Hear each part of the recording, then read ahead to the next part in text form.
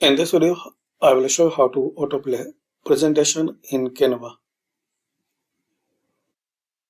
like this, and you can set time frame as you need.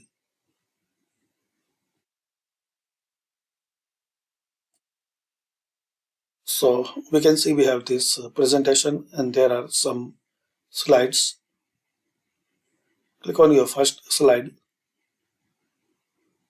Here select and set time range.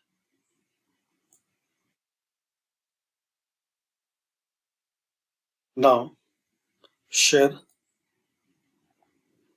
more and click on present. Again click on present. You can use also shortcut Ctrl Alt P. Now click on these three dots and here click on Start Autoplay. There are some more options. You can share remote control. You can show the timer. You can hide magic cursor. So click on Start Autoplay.